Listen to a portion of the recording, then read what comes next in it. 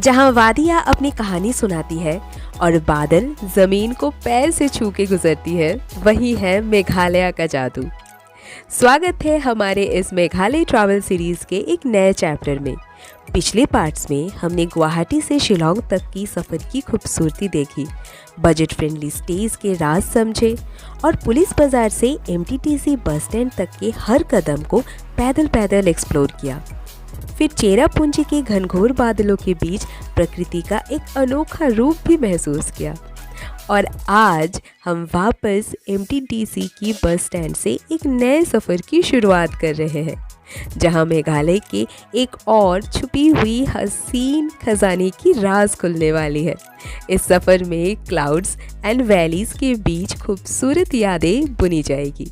तो चलिए मेघालय के इस नए एडवेंचर की शुरुआत करते हैं।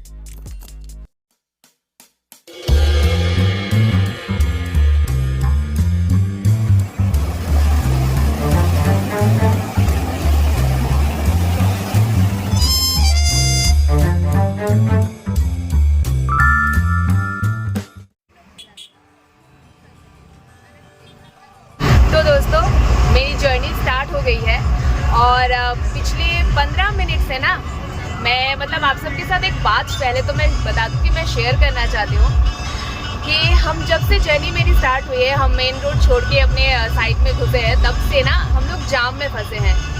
लेकिन इसका ये मतलब नहीं है कि हमारी गाड़ी रुकी हुई है। क्यों, ये बात मैं आपको दिखाती हूँ। यहाँ पे ना कंटिन्यूअसली हमारी गाड़ी ऐसे ही चल रही है क्योंकि आगे लगी है जाम। लेकिन यहाँ के लोग इतने ज़्यादा ट्रैफिक रूल्स फॉलो करते हैं, गाड़ी ऐसे ही स्लोली एक के बाद एक जा रही है। प्रॉपर 2 लेन बनी हुई है, एक से गाड़ियाँ आ रही है, एक से गाड़ी सब जा रही है। यहाँ पे कोई भी लोग जो है वो ट्रैफिक नियम को ना अनफॉलो नहीं करते हैं, सब अपने अपने रूल वाइज चलते हैं और इस वजह से यहाँ पे गाड़ियाँ स्मूथली निकल रही है। मैं बहुत जगह गई हूँ, लेकिन अगर इतनी देर तक जाम लगी रहती ना तो अभी तक तो 3-4 लाइनें बन जाती। कुछ जगह पे तो झगड़ा झमेला भी शुरू हो जाता कि तुम गाड़ी निकालो, तुम गाड़ी निकालो। बट यहाँ के लोग बहुत ज़्यादा ट्रैफिक रूल्स फॉलो करते हैं। आप देख सकते हैं सामने कहाँ तक गाड़ियाँ सब रुकी हुई है, लेकिन सब के सब एक के बाद एक। तो ये सब चीज़ों को देख के ना क्या हम सब थोड़ा सा इंस्पायर नहीं हो सकते? तो हम जब भी कभी जाम में फंस जाएं तो हम भी ऐसे ही अगर ट्रैफिक रूल्स फॉलो करते हुए आगे बढ़ेंगे तो हम भी ऐसे ही आराम से निकल सकते हैं। थोड़ा टाइम ज़्यादा लगेगा बट एटलीस्ट हम निकल सकते हैं।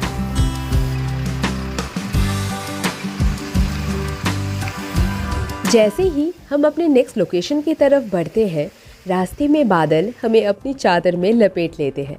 हर जगह बादल पहाड़ों से मिलते हुए नीचे तक आते रहते हैं, जैसे हर चीज़ को अपनी राह दिखाने का कोशिश कर रहे हो। हमें अपने गाइड से पता चलता है कि ये जगह काफ़ी ऊंची है और गहरी भी, इस वजह से यहाँ बादल अक्सर आके छुप जाते हैं। गाइड ने हमें ये भी बताया कि ये जगह पूरी साल बादलों से घिरी रहती है और बहुत ही रेयर ओकेशन पर इस जगह का क्लियर व्यू देखने को मिलता है। चारों तरफ इस गहरी बादल को देखते हुए हमने डिसाइड किया कि 20 रुपीज़ एंट्री फीस दे के ऊपर जाने का कोई मतलब नहीं बनता है, क्योंकि कुछ भी क्लियरली दिखने वाला तो है नहीं। तो हमने अपनी नेक्स्ट लोकेशन की तरफ बढ़ना ही सही समझा। जैसे ही हम अपनी बस पे बैठकर बादलों के बीच से गुजरते हुए अपनी नेक्स्ट लोकेशन की तरफ बढ़ने लगे, अचानक हमारे आसपास की पूरी दुनिया एक नए रंग में रंग गई थी। ये सफ़र जैसे ही आगे बढ़ता गया, हमने धीरे धीरे बादलों और पहाड़ों के बीच में से घूमते हुए उसकी असली खूबसूरती को देखा। पहाड़ों की ऊंचाइयों के बीच बढ़ते हुए बादलों के बीच में से गुजरते गुजरते हम फाइनली अपने नेक्स्ट लोकेशन तक भी पहुंच गए।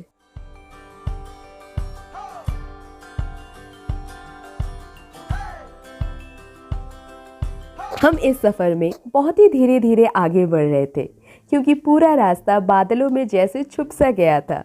सामने से आने वाली गाड़ियाँ बादलों के घने घेरे में से बहुत मुश्किल से ही नजर आ रही थी। इस रास्ते पे इधर उधर घूमते हुए पहाड़ों के बीच से बादलों का सीना चीरते हुए हम आगे बढ़ रहे थे। ये बादल ही है जो मेघालय की असली पहचान है। इन्हीं बादलों की वजह से इस जगह को मेघालय यानी बादलों का घर कहा जाता है, क्योंकि ये बादल इस जगह का एक अहम हिस्सा है। सच में यहाँ हर कदम पर नेचर ने अपनी खूबसूरती का एक नया चेहरा हमारे सामने रखा है।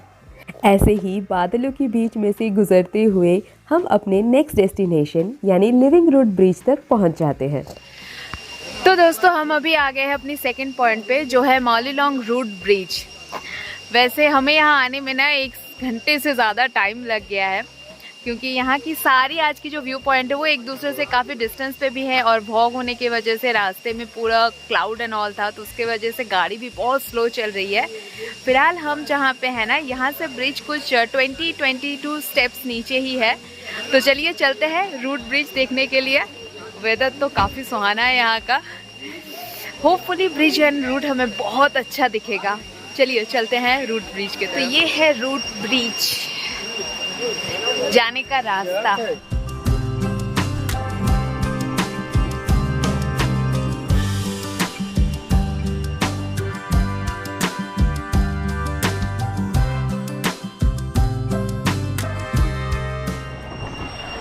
मैम ने हमें बताया है कि यहाँ पे ना हम जिस रास्ते से आए हैं, जैसे मैंने आपको बताया कि ये शॉर्टकट है। यहाँ से आने पे हमें सिर्फ 22 स्टेप्स नीचे जाना पड़ेगा, और वहीं अगर हम इस रास्ते से चले जाएंगे ना तो हमें कुछ 300 स्टेप्स ऊपर जाना है, तब जाके हम मेन रोड तक पहुँचेंगे।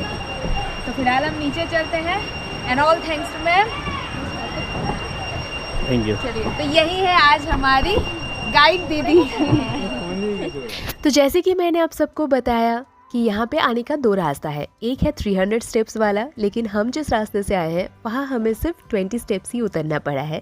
हम शॉर्टकट से आ गए हैं। हमारी बस आके जहाँ खड़ी हुई थी उससे कुछ 100 मीटर की दूरी पे ही है ये रूट ब्रिज। वैसे जैसे जैसे मैं नीचे उतरती गई ना, वैसे वैसे ही चारों तरफ ये जो हरियाली है ना, इसे देख के एकदम मन खुश हो गया सच में। चलिए अब आपको जल्दी से रूट ब्रिज दिखाती हूँ।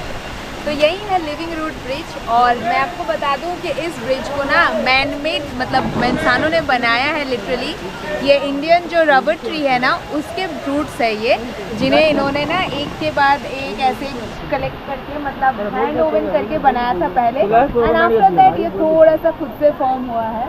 तो ये रही पूरी ब्रिज, और इस ब्रिज का नज़ारा मैं आपको नीचे से भी दिखाऊंगी। वैसे आपको बता दें कि नीचे जो पानी बह रही है ना, वो इतना क्लिस्टर क्लियर है ना, नीचे का सारा कुछ दिख रहा है। चलिए आपको वो भी दिखाते हैं। सारा कुछ डिस्क्राइब किया गया है कि कहाँ क्या ये, यहाँ पे आपके क्या क्या करना है, क्या क्या नहीं करना है। ब्रिज के ऊपर बहुत देर तक खड़े नहीं रहना है, ओपनिंग टाइम, क्लोजिंग टाइम, सारा डिस्क्रिप्शन यहाँ दिया हुआ है।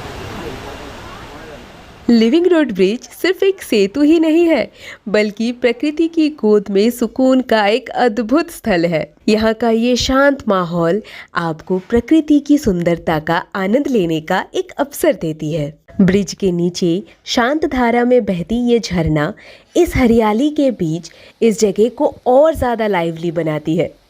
चारों तरफ बड़े बड़े और घने घने पेड़ पौधे हैं, जो मन और आँखों को दोनों को सुकून देता है। दिल के आकार की ये जो छोटे बड़े पत्थर है ना, ये इस जगह को और ज़्यादा मनमोहक बनाती है। तो कुछ इस तरह है यहाँ का व्यू। वैसे एक चीज़ का खास ध्यान रखें, यहाँ बहुत स्लिपरी है सारा कुछ, तो स्लिप होने के चांसेस बहुत हाई है, तो बहुत ज़्यादा ध्यान से। जगह बहुत सुंदर है दोस्तों, बहुत ही सुंदर। अगर आप सबको नेचर पसंद है, then this one is for you. एकदम नेचर के गोद पे है ये, बहुत ही ज़्यादा सुंदर। इन खूबसूरत नज़ारों को अपनी आंखों में कैद करके अब हम निकल रहे हैं अपने अगली लोकेशन की तरफ। इस बार हमने कदम रखा है एशिया के सबसे साफ गांव में। एक ऐसी जगह जो सिर्फ एक विलेज ही नहीं बल्कि एक मिसाल है, एक कहानी है जिसमें सफाई और सुंदरता का एक अनोखा संगम है। क्या ही वेदर है दोस्तों, मतलब फिर से हम बादलों में फंस गए। बाय द वे, अभी मैं हूँ मौलीलोंग विलेज में। अब मैं आपको दिखाऊंगी एशिया की सबसे क्लीनेस्ट विलेज। इस विलेज को इतना क्लीन रखने का पूरा जो रिस्पॉन्सिबिलिटी है वो सब यहाँ के विलेजर्स का है। ये लोग सुबह में और शाम के वक्त निकलते हैं, पता है, विलेज को क्लीन करने के लिए। और यहाँ पे अगर आप कुछ भी सामान खरीदेंगे ना तो आपको या तो पत्ते में किसी लीफ में देंगे या फिर कागज़ के किसी थैली में देंगे, क्योंकि जो कि एकदम पूरी तरह से बायोडिग्रेडेबल है। यहाँ हर 5 मीटर पे आपको एक डस्टबिन मिलेगा जहाँ पे आप अपने सारे कुछ भी, अगर आपके पास अचड़ पचड़ चीज़ें हैं तो वहाँ पे फेंक सकते हैं। फिलहाल हम आगे की तरफ विलेज पूरा घूमेंगे। अभी हम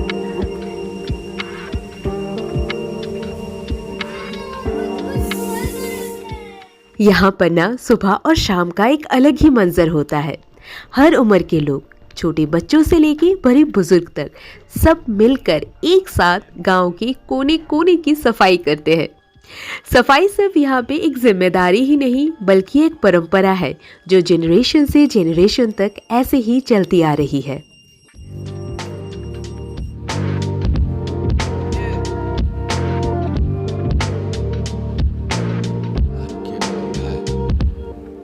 अगर अभी तक आपने मेरे चैनल को सब्सक्राइब नहीं किया है ना तो जल्दी से चैनल को सब्सक्राइब कर लीजिए। वीडियो अच्छा लग रहा है तो इसे एक लाइक एंड शेयर ज़रूर करें। और हाँ, अगर आपको कुछ भी पूछना हो या कोई भी सजेशन देना हो तो मुझे कमेंट करके ज़रूर बताना। और मुझे ये भी बताना कि आप कहाँ से मेरा वीडियो देख रहे हैं और आप मेघालय का ट्रिप कब प्लान कर रहे हैं। मैं आप सबके कमेंट का इंतज़ार करूँगी।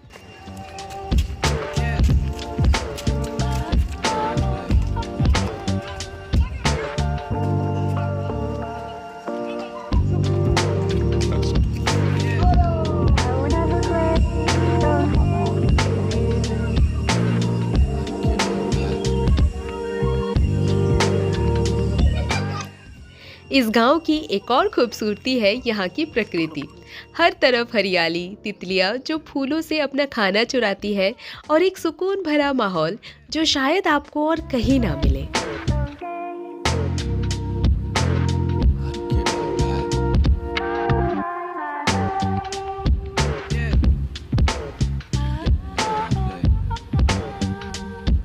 में 2014 में यहाँ पे आई थी इनक्रेडिबल इंडिया की टीम। उन्होंने यहाँ पे सर्वे किया था और फिर तब से यहाँ का, मतलब इस विलेज को ना सबसे क्लीनेस्ट विलेज ऑफ एशिया का टैग मिला है। और तब से लेके, मतलब 2014 से लेके अभी तक ये एशिया की सबसे क्लीनेस्ट विलेज है। सच में इट्स प्राउड फॉर, मतलब इंडिया का ये एक प्राइड है ना। बहुत मज़ा आ रहा है यहाँ घूम के, बहुत अच्छा लग रहा है। ऐसा लग रहा है पता नहीं कोई अलग ही इंडिया में है अभी हम लोग। ये देखिए एक और डस्टबिन।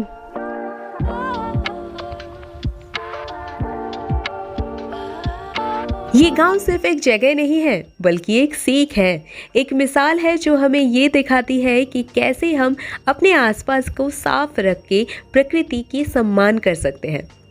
एशिया के सबसे साफ गांव ने हमें ये भी दिखाया है कि अगर हम सब मिलकर काम करें तो कोई भी काम मुमकिन है। तो आप जब भी अपना मेघालय का ट्रिप प्लान करें ना तो अपनी बकेट लिस्ट में एशिया के सबसे क्लीनेस्ट गांव यानी मौलीलोंग का नाम ज़रूर शामिल करें। So these standing ones represents male and laying one represents female. So they are there at the back of the female protecting the female. इस गांव की एक और बहुत ही रोचक बात है ये पत्थर। ये पत्थर जो सीधा खड़ा है ये पुरुष का प्रतीक है और जो लेटा हुआ है ये है महिला का प्रतीक। ये पत्थर बताते हैं कि कैसे एक पुरुष एक महिला की रक्षा करते हैं। ये सिर्फ कुछ पत्थर ही नहीं बल्कि एक प्रतीक है। मेघालय की खासी संप्रदाय की मैट्रियार्कल सोसाइटी यानी मातृसत्तात्मक सोसाइटी का एक प्रतीक है। ये सफ़र तो यहीं पे ख़त्म होता है लेकिन ये गांव एक मिसाल के तौर पे हमेशा याद रहेगी। चलिए अब अपने अगले पड़ाव की तरफ बढ़ते हैं।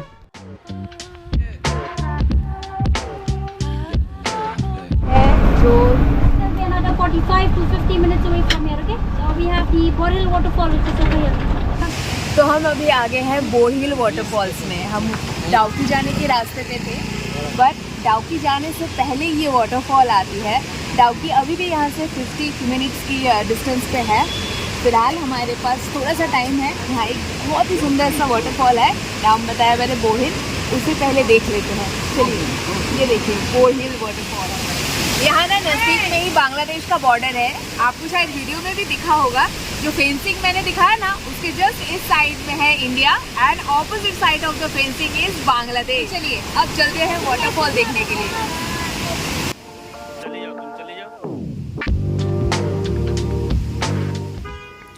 ये है भारत और बांग्लादेश के बॉर्डर पर स्थित एक मशहूर वाटरफॉल, प्रकृति का एक और अद्भुत नज़ारा। ये पानी भारत से निकलते हुए बांग्लादेश की तरफ बहता है, दोनों देशों को एक प्राकृतिक रिश्ते से जोड़ते हुए।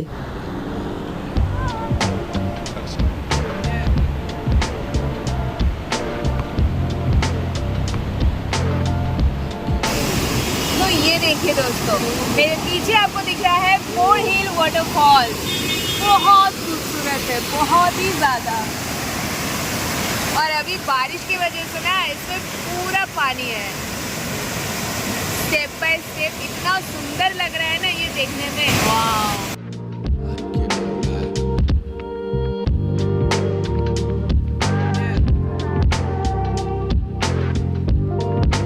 ये ब्रिज एक परफेक्ट जगह है इस वाटरफॉल का नज़ारा लेने के लिए। दूर दूर से लोग यहाँ आते हैं इस खूबसूरती को अपने कैमरे में और यादों में समेटने के लिए। ये वाटरफॉल एंड ये जगह दोनों ही बेहद सुंदर है दोस्तों। आप जब भी मेघालय आए ना, तो इस वाटरफॉल को अपने सफ़र का हिस्सा ज़रूर बनाएं। अब हम अपने मेघालय के इस सफ़र की अगली और अंतिम पड़ाव की ओर बढ़ रहे हैं, जो कि है डाउकी विलेज।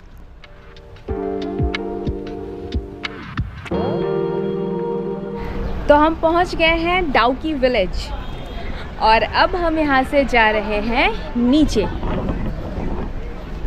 इस विलेज में बहती है भारत की सबसे साफ और सुंदर नदी उमनॉट रिवर। ये नदी भारत और बांग्लादेश के बीच एक प्राकृतिक सीमा का काम करती है।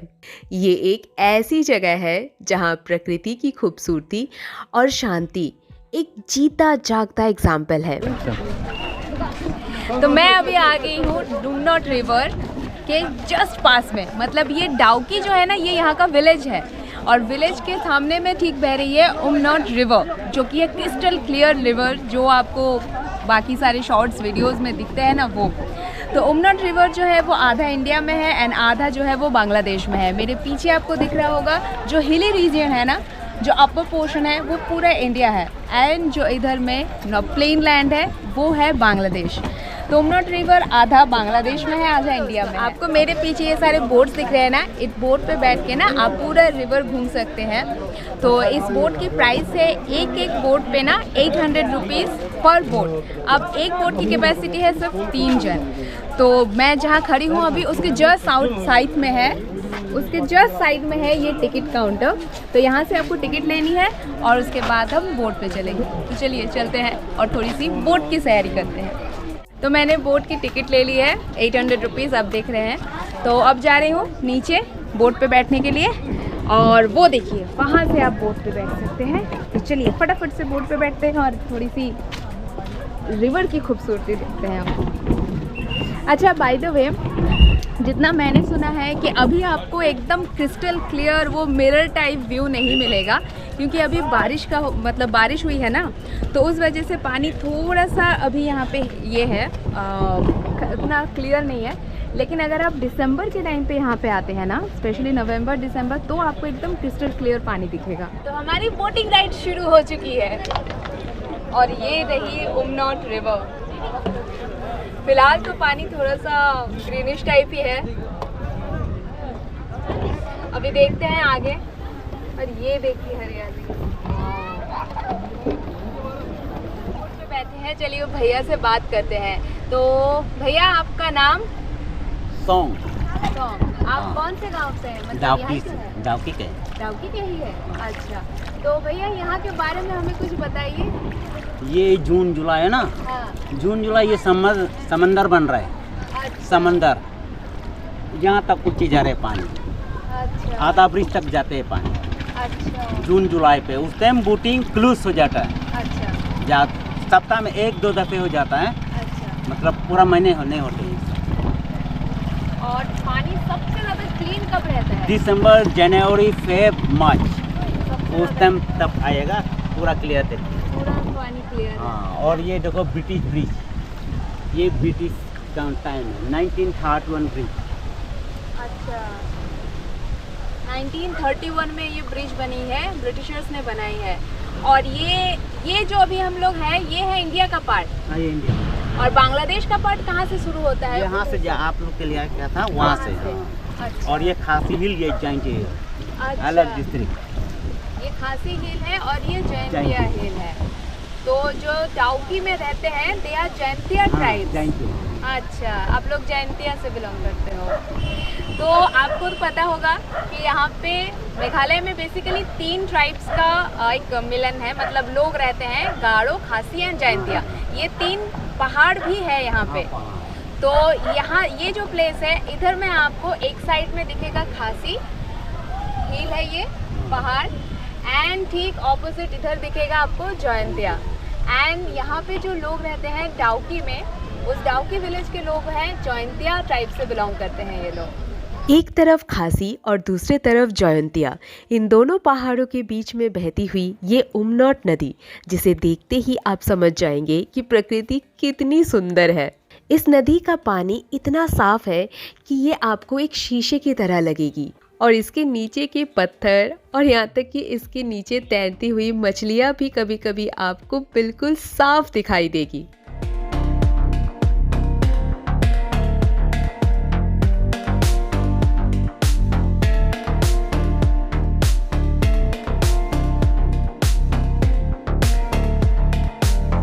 ये नदी और इसके आसपास का ये सुंदर नज़ारा सिर्फ देखने लायक ही नहीं बल्कि अनुभव करने लायक है। यहाँ आप बोट राइड भी कर सकते हैं और पानी के बीचों बीच खुद को प्रकृति के एकदम करीब महसूस कर सकते हैं।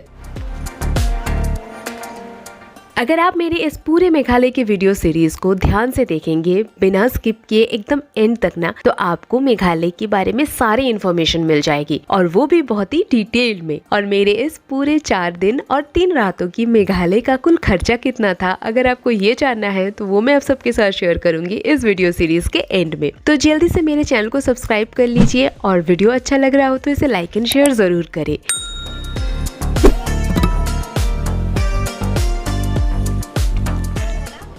झरना जो ऊपर में है उससे मिलके बनी है ये रिवर। यहाँ का पानी मतलब किसी किसी जगह पे ना 100 फीट तक है, भैया बता रहे थे। जहाँ पानी का कलर आपको थोड़ा सा डार्क दिखेगा, वहाँ पे पानी थोड़ा डीप है।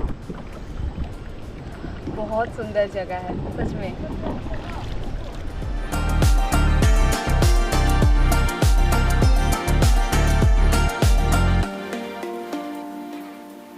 डाउकी विलेज और ये उमनट नदी दोनों सिर्फ एक सफर का हिस्सा ही नहीं है, बल्कि एक संदेश है जो सफाई और प्रकृति का महत्व समझाती है। हम सबका फर्ज है कि ऐसे ही हर एक जगह को खूबसूरत बनाए रखे, प्लास्टिक का इस्तेमाल ना करे, अपने आसपास साफ सफाई रखे और प्रकृति को सम्मान करे। उमनट नदी हमें सिखाती है कि सफाई और शांति का रिश्ता हमेशा बना रहना चाहिए। उमनॉट रिवर का ये पानी भारत से निकलकर बांग्लादेश की तरफ बहती है और इन दोनों देशों के बीच एक प्राकृतिक रिश्ता जोड़ती है। बॉर्डर का ये हिस्सा एक शांति का संदेश देता है, जहां प्रकृति ने हमेशा से ही दोनों देशों को एक साथ बांध के रखा है। तो भैया आपका नाम? मेरा नाम गौरव शर्मा है। हाँ। और मैं दिल्ली से हूँ। दिल्ली से आए हैं? मेघालय घूमने आया था। मेघालय घूमने आए। एक बहुत अच्छी चीज़ पता लगी। दिस इज ए पूरा एरिया, ये है ओपन बॉर्डर। जहाँ हम खड़े हैं ये इंडिया है, और ये जो टापू दिखाई दे रहा है पत्थर का, इंडिया का फ्लैग दिखाई दे रहा है, पोस्ट है इंडिया की, ये इंडिया है। और ये जो लोग सामने खड़े हैं, उधर आर्मी वाले खड़े हैं, देखिए आप, उधर आर्मी वाले खड़े हैं, उधर एक पत्थर है। बस ये पूरी सीधी लाइन जो है, इसके इधर इंडिया है और उधर बांग्लादेश है। है। जितनी भी शॉप्स हैं, ये जितनी भी शॉप्स हैं, जितने भी लोग ये फोटोग्राफर दिखाई दे रहे हैं, ये सब लोग बांग्लादेश से हैं। आप बिल्कुल बांग्लादेश के नियरेस्ट खड़े हैं। ये ओपन बॉर्डर है। ये बहुत अच्छा लगा देख के, बहुत बढ़िया लगा। ओके, तो भैया हमारे साथ आए हैं, हमारी ही बस पे हैं, और ये बात मैंने भी सुनी यहाँ पे सबसे, तो इतना खुला हुआ बॉर्डर आज पहली बार देख रही हूँ। ऑल्दो यहाँ पे 2-4 पुलिस मतलब बीएसएफ के लोग हैं, बट फिर भी इतना ओपन बांग्लादेश एंड इंडिया का मिक्सचर आज पहली बार देख रही हूँ, और सच में बहुत अजीब सा लग रहा है, थोड़ा सा अच्छा लग रहा है, बहुत अच्छा लग रहा है। वैसे आपको बता दें, जब बारिश का सीज़न होता है ना, तो ये पूरी जगह पानी से भर जाती है, तो तब यहाँ पे कोई नहीं रहता है, जनरली सब अपसाइड ही रहते हैं। चलो बांग्लादेश लेके आते हैं, इंडिया में है। इस पत्थर से अगर उधर एक पैर रख देंगे तो वो बांग्लादेश है। अभी हम इंडिया में खड़े हैं। ये सामने पत्थर है, उधर बांग्लादेश, इधर इंडिया। तो चलते हैं, थोड़ा सा बांग्लादेश घूम के आते हैं।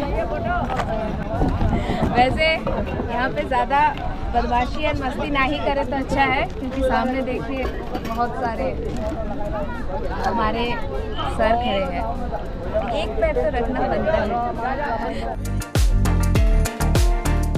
हमारे मेघालय का आज का ये सफर इस डाउकी विलेज में ही खत्म होता है, लेकिन ये तो सिर्फ एक शुरुआत है। अगले ब्लॉग में मैं मेघालय की लोकल साइट सीन और एक बहुत ही अनोखी जगह पे आप सबको लेके चलूंगी, तो बने रहिए हमारे साथ, क्योंकि नए ब्लॉग बहुत जल्द आने वाली है। अगर आप मेरी इस वीडियो सीरीज से इंस्पायर होके मेघालय का ट्रिप प्लान कर रहे हैं, तो मुझे कमेंट करके जरूर बताना कि आप मेघालय कब जा रहे हैं, और अगर आप ऑलरेडी घूम के आए हैं तो कौन कौन सी प्लेसेस आपने घूमा है। और अगर आप मेरे चैनल में नए हैं तो जल्दी से मेरे चैनल को सब्सक्राइब कर लीजिए, क्योंकि मैं ऐसे ही बजट फ्रेंडली वीडियोस बनाती हूँ, जिससे कि आप भी हमारी तरह बहुत ही कम खर्च में भारत के सुंदर प्लेसेस घूम सके। तो देर किस बात की, जल्दी से मेरे चैनल को सब्सक्राइब कर लीजिए, और साइड में जो बेल आइकन है ना, उसे भी प्रेस कर दीजिए, ताकि मेरी नेक्स्ट वीडियो आते ही उसकी नोटिफिकेशन आप तक पहुंच जाए। और हाँ, अगर आपको मेरी इस ट्रिप से रिलेटेड कोई भी जानकारी चाहिए तो आप मुझे कमेंट करके पूछ सकते हैं। मैं विदिन 24 आवर्स आपके सारी क्वेरीज के आंसर्स कर दूंगी। तो मिलती हूँ अब आप सबसे अपने नेक्स्ट वीडियो में। तब तक के लिए tata, bye bye, take care. अपना एंड अपने मम्मी पापा का खूब ख्याल रखिए। Stay healthy and stay adventurous.